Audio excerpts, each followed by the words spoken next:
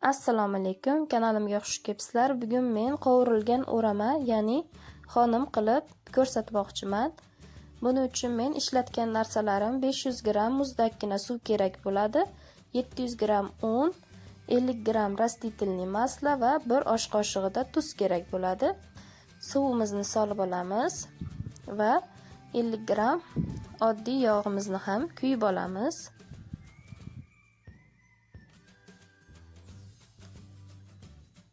Endi esa tuzni ham solib olamiz.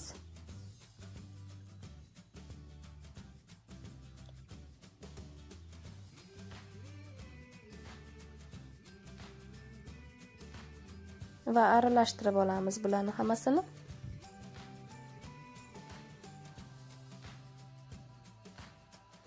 Unimizni solib, xamir qorishda davom etamiz.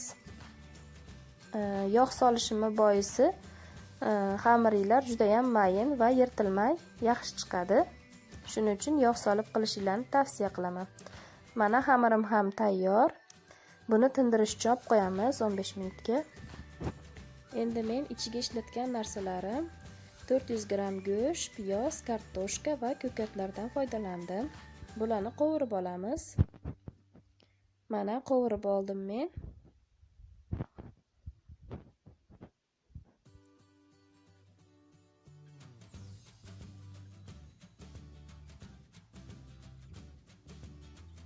Endi esa xamirimizdan bir bo'lak olib yoyishda davom etamiz.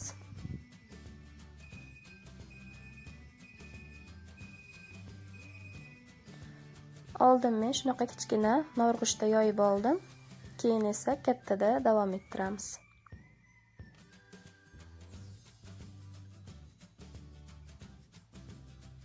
Mana men yog' surtab oldim.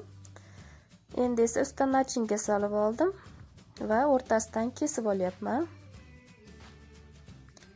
Mana shu tarzda o'rab chiqamiz. Va qizib turgan yog'imizga past olovda pishirib olamiz. Mana xonimim ham tayyor bo'ldi. Sizlar ham tayyorlab ko'ringlar, juda ham oson va yaxshi chiqadi, mazasi ham. Kanalimga obuna bo'linglar va like bosishni unutmanglar. Kelgusi videolarimda ko'rishguncha omon bo'linglar.